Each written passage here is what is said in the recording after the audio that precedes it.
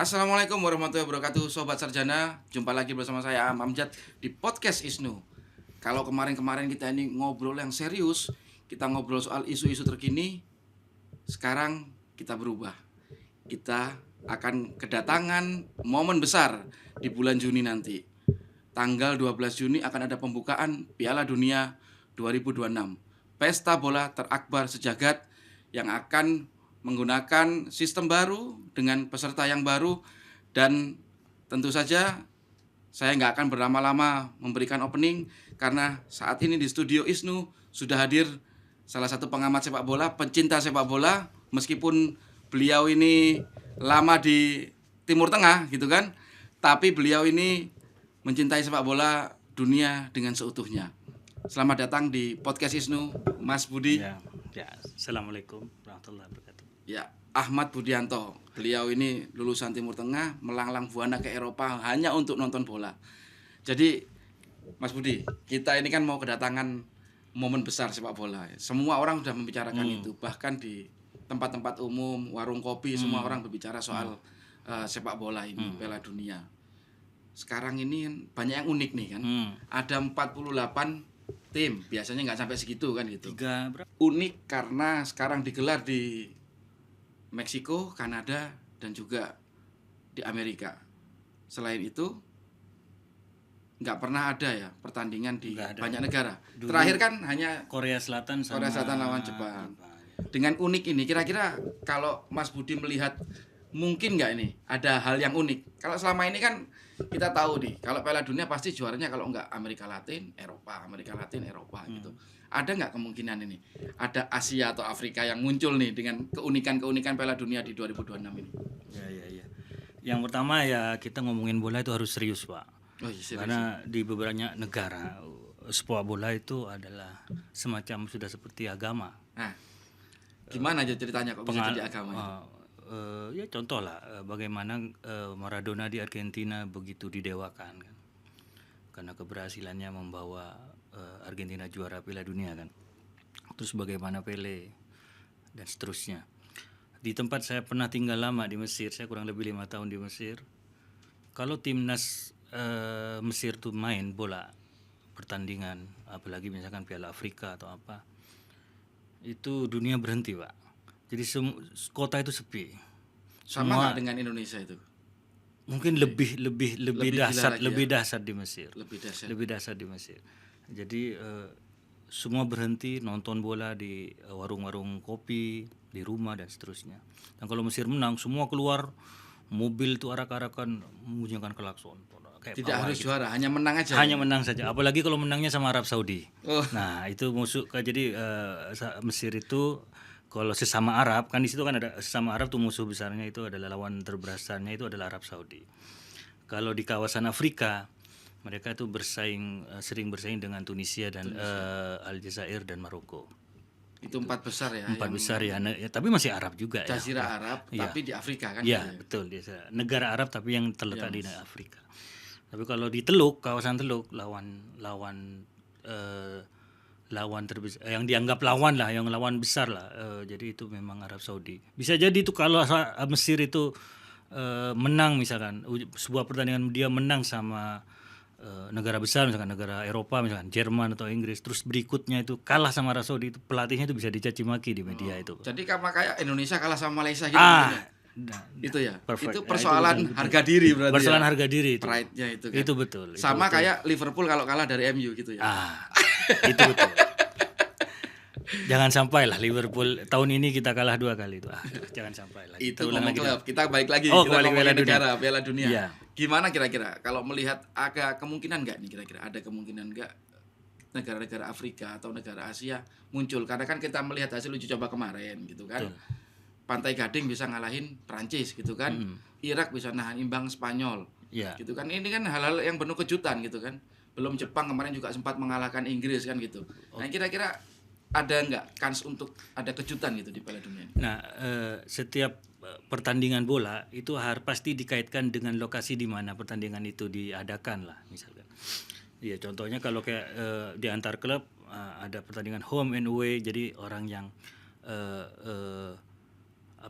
yang main di kandang itu punya peluang lebih besar untuk menang karena dia ada Semangatnya dukungan tinggi ya. supporter. Karena kan supporter itu adalah pemain ke-13. Pemain ke-12. Pemain ke-12. Pemain Ya. ke-13 itu Itu- manajer kayaknya. Enggak, pemain ke-13 itu kalau di Anfield, supporternya itu dihitung 2, Pak. Oh gitu ya. Itu kalau di Anfield ya. Nah, sekarang pertandingan Piala Dunia kali ini dihelat di Amerika Serikat, Meksiko dan Kanada, yang mana dua negara terutama Amerika dan Kanada itu tidak punya tradisi bola yang panjang. Mereka lebih suka baseball, basket. Ya, bukan olahraga nomor Iya, satu lah. bukan sepak olahraga bola nomor di satu sana. lah.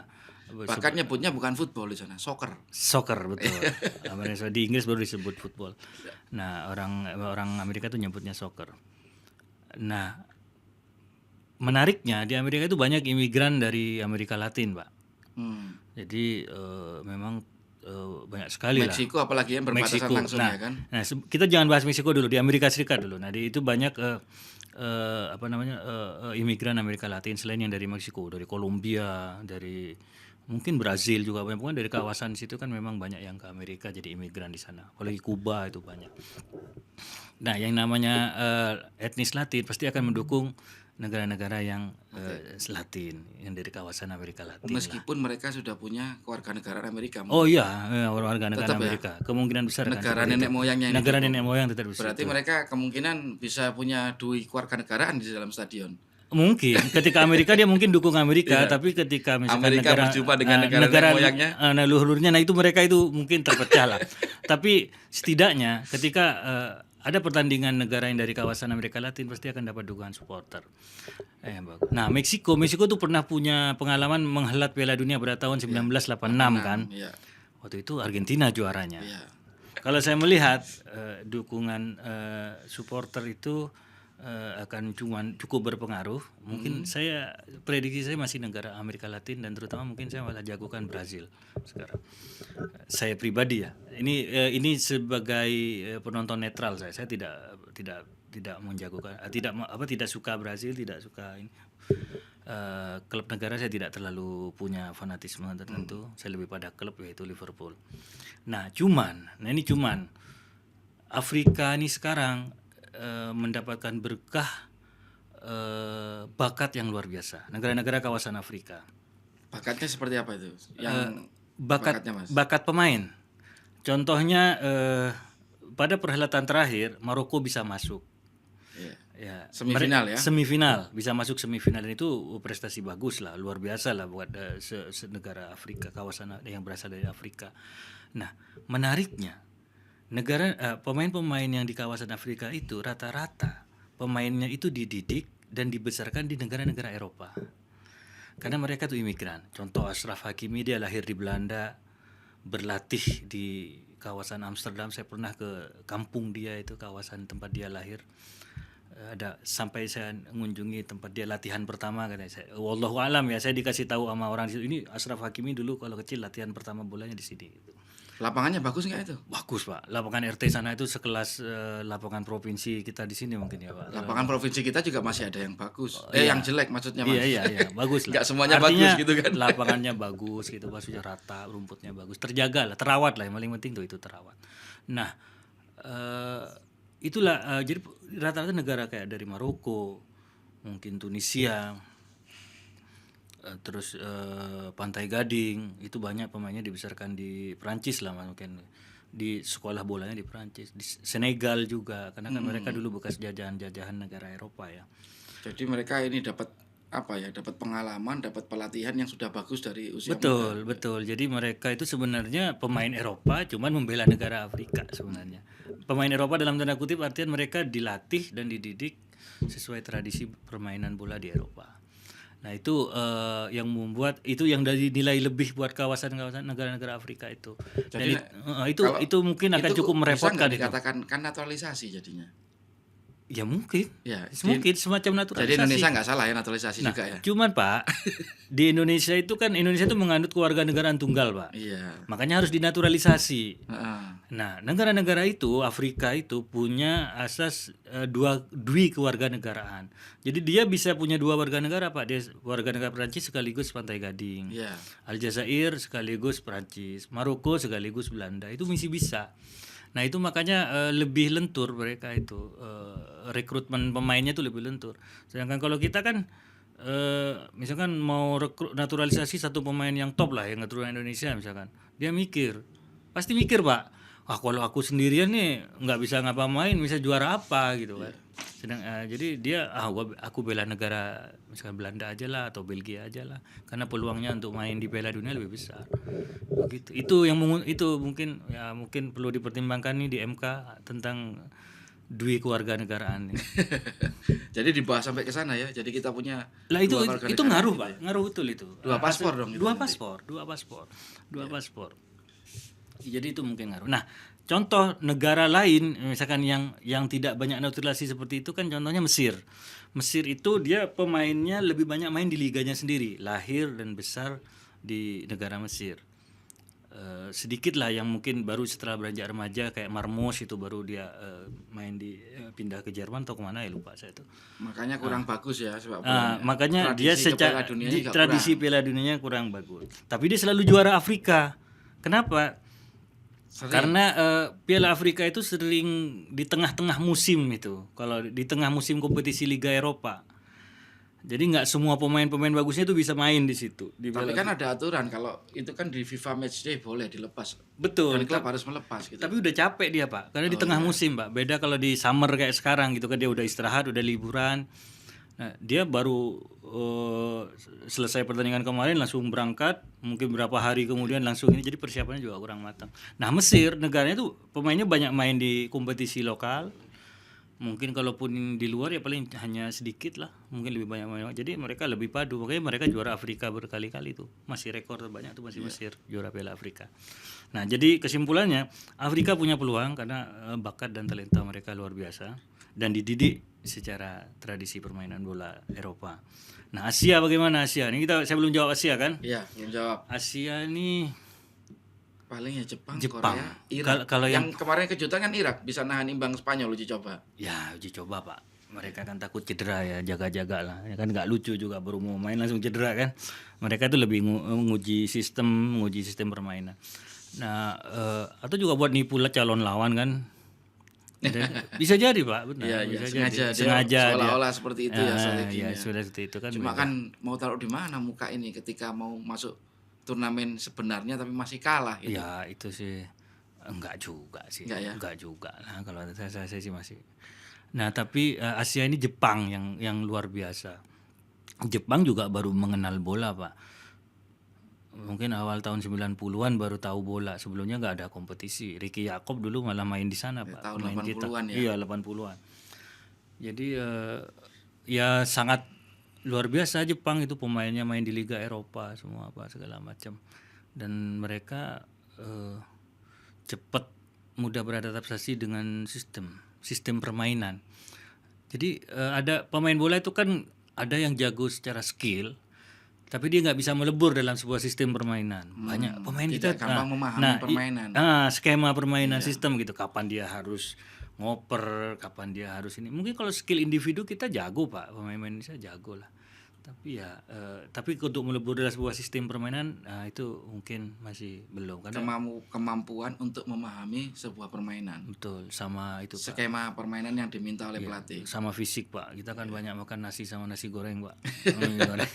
Oh iya. Minyak. Kalau kita boleh membandingkan Afrika ini kan, kita kalau ngomong soal gizi, soal makan, mereka waktu di Afrika, mereka kan rata-rata kurang gitu, Mas ya kan. Tapi ketika Asia, katakanlah Jepang, Korea, ini tradisi makannya kan udah bagus dari tradisi gizinya udah bagus dari level mereka usia muda gitu loh. Tapi kenapa Afrika ini bisa lebih? Apa karena faktor mereka udah yang tinggal di Eropa atau asli Afrikanya memang nggak bagus gitu? Enggak sih, Pak. Mereka itu udah banyak tinggal di Eropa, Pak. Memang karena dari keluarga imigran kan, dari keluarga imigran. Jadi udah generasi kedua, mungkin bapaknya udah tinggal di situ, dia lahir di situ. Jadi mungkin secara gizi mungkin juga lebih baik. Mungkin ya, kita nggak tahu. Banyak juga sih, kayak Sadio Mane juga begitu sama. Artinya waktu fase-fase usia SD-nya kalau kita itu dia masih juga mungkin gizinya ya mungkin tidak buruk, bisa nggak tahu ya kita buruk atau jelek, buruk atau bagusnya, cuman setidaknya tidak standar Eropa lah mungkin seperti itu. Karena di sana nggak ada MPG kayaknya, Pak. Jangan Pak, jangan ngomongin MBK. Oh iya, sorry. Kan ini masyarakat bola gembira. Oh, MPG. masyarakat Kan kita bola ngomong gembira, itu, iya, makanya betul, kita betul, ngomong betul, soal betul, betul. sepak bola. Kita nggak ngomong yang lain. Oh iya, gitu. iya. Jadi kembali lagi memang pada akhirnya jadi kalau mau bagus memang kita harus berada dalam lingkungan yang bagus juga sih Pak. Itu sebesar apapun bakat pemain, kalau dia tidak berada dalam lingkungan yang bagus, sayang nanti akan hilang gitu. Hilang. Jadi talenta tanpa Talenta. latihan nggak ada gunanya ya. Iya, betul. Tapi kalau talenta ada, latihannya bagus, jadinya kayak siapa ini? Ashraf Hakimi Pak. Oh iya. Ashraf Hakimi itu Iya. baru ya. Tapi pengalaman waktu masih di Mesir dulu, kemudian datang ke Eropa gitu. Apa aja pertandingan negara yang mungkin pernah ditonton gitu? Pernah nggak sih? Ya, yang pasti kalau di Mesir nonton lah kalau ada pertandingan timnas atau selama kalau di Mesir tuh ada dua klub utama yang musuhan lah zaman saya dulu tuh, namanya Al Ahli dan Zamalek. Itu sama-sama di kota Kairo. Jadi kalau Zamalek tuh seberang sungai, ini seberang sininya. Oh, derby Kairo Ya, jadinya. derby Kairo. Itu langsung senyap Pak kota Pak kalau pertandingan derby itu Zamalek sama Ahli itu. Sama kayak Liverpool lawan Everton berarti. Itu friendly Pak, lebih friendly. lebih friendly. Banyak kalau Liverpool sama Everton itu dia tidak dipisahkan oleh kawasan gitu, enggak, dia ngumpul. Jadi kalau Liverpool kan kotanya kecil ya, Iya. enggak, jadi banyak dalam satu keluarga, bapaknya senang Liverpool, anaknya Everton gitu. Nah kalau Ahli Zamalek itu memang kawasannya di batas sungai itu, Jadi di batas kalau- sungai Nil itu. Kalau di sini tuh kan barat sungai sama timur sungai. Timur mungkin gitu sungai, ya. betul. Kalau di Iya kan? Probolinggo kan, barat sungai sama timur sungai. Etali, Pak. Etali. Etane kali. Etane kali. Jadi lebih ini. Tapi kok pakai baju Spanyol ini? Jaket Spanyol ini. Oh, ini untuk menghormati Diogo Jota, Pak. Harusnya dia main di Piala Dunia tahun ini kan, cuman karena kecelakaan dia harus wafat ya, meninggal karena kecelakaan itu ya. Ini benar-benar apa ya, jiwa Liverpooliannya ini Oh ya. ditunjukkan ya sebagai bentuk duka cita gitu. Ya, anak saya namanya Muhammad Gerrard, Pak. Liverpool. Liverpool, Pak. Inggris juga itu. Oh, Inggris. Ketika membela Inggris, apakah masih mendukung Gerrard? Dulu waktu saya sempat pada fase kalau Piala Dunia, saya mendukung tim negara yang ada pemain Liverpoolnya, Pak. Oh, ada itu ya. Nah, jadi misalkan kalau Inggris main, ada pemain Liverpoolnya, itu dukung saya. Terus ada Argentina, ada pemain Liverpoolnya, saya dukung. Sempat pada fase itu dulu saya. Nah, sekarang tim Liverpool, pemain Liverpool gak ada satu pun yang masuk timnas Inggris, gak ada, satu pun gak ada. Memang tahun ini kita hancur lah. Tapi masih ada Argentina, ada McAllister, terus di Belanda ada, sorry itu sih gak wow. Iya. Cody gak wow, harus masuk timnas Belanda. Ada 8 orang sih pemain Liverpool yang termasuk Szoboszlai ya, Hungaria. Tapi kembali lagi nih, Mas. Kalau kita ngomong soal tradisi tadi, banyak klub Asia kemarin yang bisa mengalahkan klub Eropa. Ada juga klub Asia bisa menahan mantan juara dunia. Ada juga tim Asia ya maksudnya, bukan klub Asia. Negara Asia. Iya. Oke. Kemudian ada negara Afrika yang bisa mengalahkan juara dunia nih, Prancis loh ini. Iya. Dikalahkan gitu kan sama Pantai Gading. Nah, ini kira-kira kejutannya akan sampai semifinal nggak? Itu aja deh. Kita nggak usah ngomong jauh-jauh ke final dulu, tapi ada kejutan nggak kalau ke semifinal seperti Maroko kemarin? Tahun 90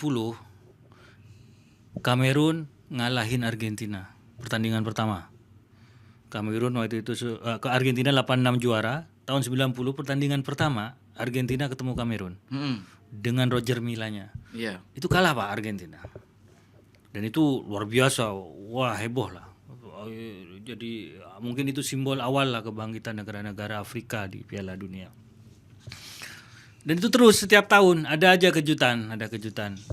Bahkan tahun yang pada pertandingan terakhir juga Jepang bisa bersaing ketat dengan Spanyol ya, Jerman ya. Jerman bahkan kalah ya sama Jepang.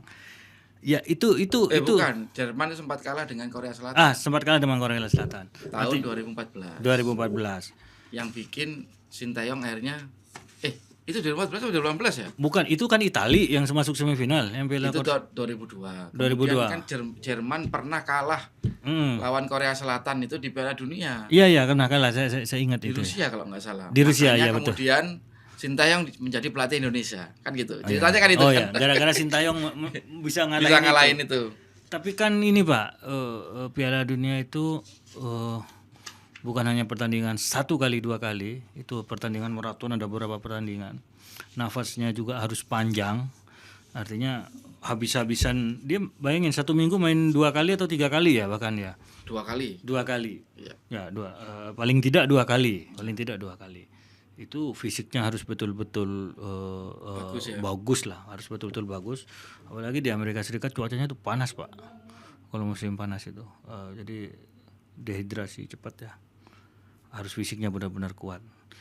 Tapi ada yang dalam sepak bola itu ada yang namanya juga tradisi Pak, gen Pak. Jadi gen itu hampir menurut dalam pemahaman saya. Gen dan tradisi itu tidak bisa langsung jadi dalam waktu sekejap. Dia dibentuk oleh kebiasaan, habit yang mungkin bukan hanya puluhan tahun, mungkin ratusan tahun. Yang kebentuk di darah kita nggak sadar sih gitu loh. Itu kebentuk di darah kita. Tapi Asia membuktikan bahwa dengan sistem yang baik maka muncul tradisi akhirnya bisa ke Piala Dunia. Jepang kan menunjukkan itu. Betul. Dengan sistem sepak bola yang nggak usah jauh-jauh Pak. Orang Indonesia punya klub bola Como, Jarum Group. Pak Hartono beli klub bola Como, dikelola oleh Pak Mirwan Sunarso ya. Itu sekarang masuk Liga Champion Pak. Karena sistem yang bagus. Berarti kan artinya kita juga bisa, harusnya kita juga bisa kalau kita kelola dengan bagus ya Indonesia.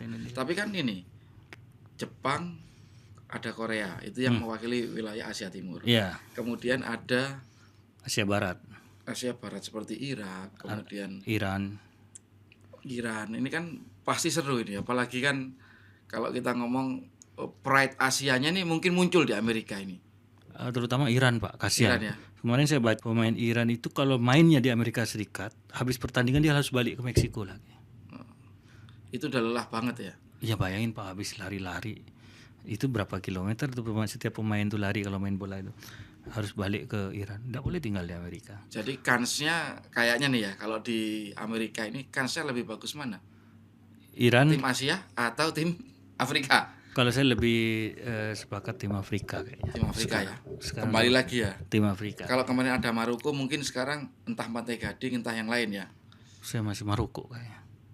Dari pemain Maroko kayaknya akan cukup unjuk gigi lah. Tapi ada satu itunya sih, ada kredit poinnya juga. Ancelotti itu sukses di Real Madrid kan, 3 kali juara Liga Champions berturut-turut di zaman dia itu. Pemainnya itu jago semua Pak di Real Madrid itu. Artinya seorang Ancelotti itu sebenarnya sering dibilang bahwa pelatih yang nggak punya pakem taktik tertentu.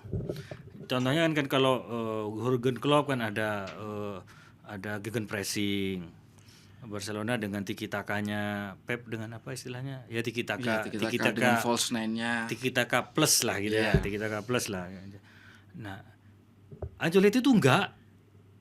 Jadi dia memang beruntung sekali melatih Real Madrid yang pemainnya tuh jago semua. Sebenarnya nggak usah dikasih tahu, kamu yang penting dilepas udah keluar aja ke lapangan dah kamu pasti menang lah, kasarnya begitu.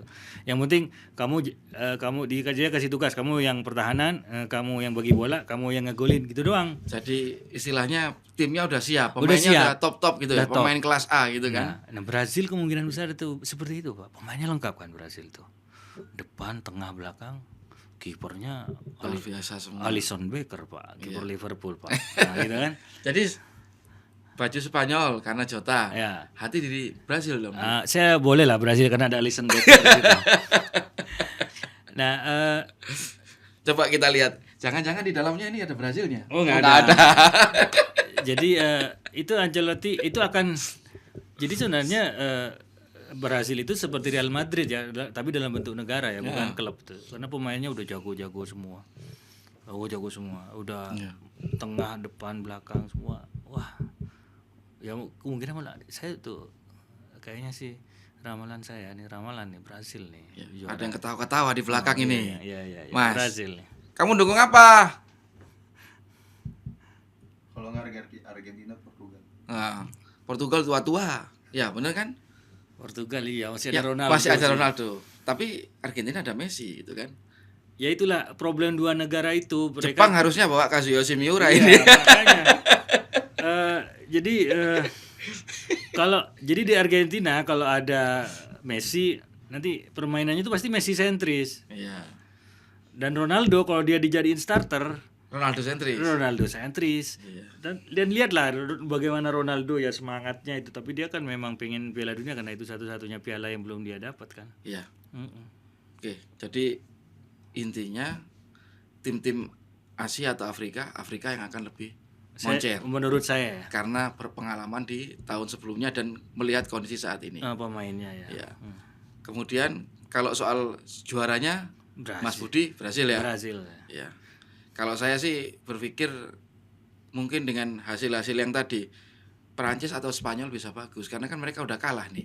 Oh iya. Kita kan ingat Argentina kan kemarin Iya, sempat iya, kalah, iya, makanya betul. diketawain dulu nih kalah sama Arab Saudi. Betul. Kalah sama lawannya Mesir. Ya, pemain bagus tapi kalau yang latih juga kurang bagus kan nggak Ya. bisa.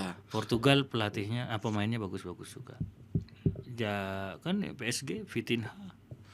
Kalau mereka nggak kelelahan ya karena sudah habis Iya. terkuras sama Liga Champions kan. Jadi emang manajemen pemain, manajemen siapa yang diturunkan dan manajemen kondisi fisik ini benar-benar menentukan. Iya, Dan juga lah. dengan turnamen yang hanya 1 bulan lewat sedikit lah ya. Betul. Dan kemudian dengan pemain yang sangat kelelahan sudah menjalani kompetisi begitu panjang sebelumnya, Ada lagi Pak gangguannya. Bursa transfer. bursa transfer. Secara fisikis mereka kan Iya, ini mau ditawari ini. Jangan-jangan nanti mereka harusnya main tim tapi karena pengen dikontrak oleh tim yang Betul. klub yang bagus gitu kan. Iya, Dia menafikan permainan timnya dan Bisa menonjolkan permainan individualnya. Bisa jadi. Itu sangat ini karena kan semua mata ke Piala Dunia semua. Iya. Semua talent scout juga akan ke sana semua pasti mau ngelihat nonton. Jadi udah beli tiket ke nonton Piala Dunia. Saya tidak pernah suka untuk pergi ke Amerika Serikat, Pak. Saya nggak suka negara itu. Tapi belum pernah ke Meksiko kan? Belum. Siap ke Meksiko. Ngeri, Pak. Ngeri ya. Apalagi kita nonton Netflix Narcos itu kan. Serem sekali. Ya. Ini ujian lah buat FIFA.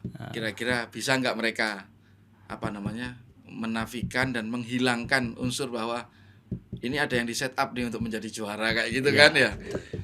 Dan apalagi di negara-negara ini gitu kan. Tapi kan selalu kalau Piala Dunia diselenggarakan di benua Amerika kan ini juaranya orang negara dari kawasan Amerika. Kalau Eropa kan selalu Eropa ya. Dia juara. Ya, Brasil itu pernah juara di Eropa ketika dilaksanakan di Swedia.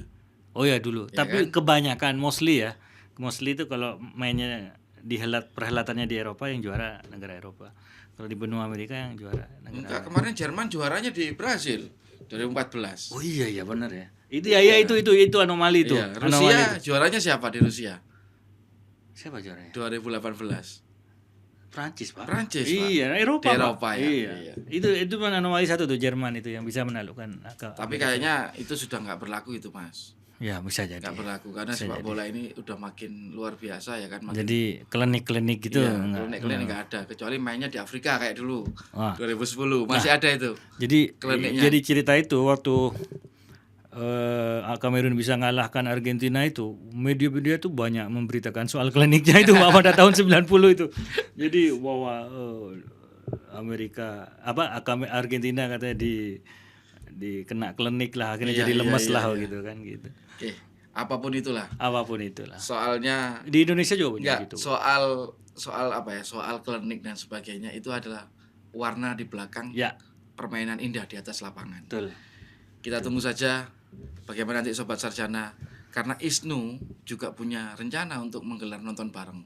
Jadi Mas Budi harus tahu nanti di kantor ISNU ini Iya. kita akan nonton bareng dengan masyarakat gitu kan, gratis dan tidak ada dipungut biaya apapun. Kita memang ingin mengaplikasikan apa yang diomongkan oleh presiden kita, Oh, bahwa kenapa ditayangkan di TVRI, karena kan agar masyarakat semua bisa bisa nonton. nonton Iya. dan ini jadi pesta rakyat juga gitu Oh, kan. iya, iya. Jadi ISNU juga menyambut apa yang menjadi Iya, iya, iya, iya. ucapan Pak Presiden kemarin. Kita juga menggelar nonton bareng di kantor ISNU. Jadi kalau pengen nonton, nggak tahu mau nonton bareng di mana, boleh nonton di kantor ISNU di Kuitang Keramat, Kuitang Raya nomor 13. Iya, iya. Lumayan Pak, nonton Piala Dunia kan bisa lupa sebentar lah sama dolar yang terus naik. Iya. Nggak apa-apa. Dolar naik, ya kalau prestasi Pak bola Indonesia juga naik. Nggak apa-apa itu kan. Kan lagi main ini. Oh iya, sekarang ya kan. Ya kemarin keren ya ngalahin Oman 3-0 ya.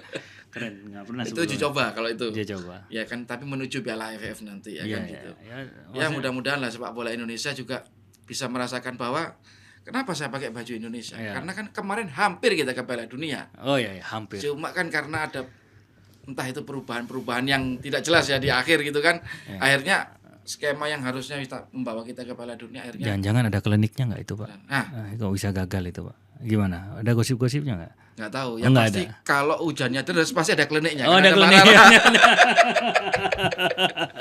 Masih ada percaya itu rupanya Ya, Indonesia ya, ya. ini. Ya. Iyalah, Oke. Pak. Oke. Terima kasih kehadirannya Mas Budi Ya, ke ya. studio kita Ya, ini. ya. Mudah-mudahan apa yang kita obrolkan nanti bisa kita buktikan di akhir Piala Dunia nanti, gitu Siap. kan? Nanti saya ikut nonton bareng nggak di ISNU kalau Nah, gitu. Oke. Siap. Begitu Sobat Sarjana obrolan kita dengan Mas Budi menyambut Piala Dunia 2026. Kita akan berjumpa di kesempatan yang lain dengan tema yang sama tentang Piala Dunia. Dan jangan lupa nonton bareng di ISNU. Terima kasih. Wallahul muwaffiq ila aqwamit thoriq. Wassalamualaikum warahmatullahi wabarakatuh.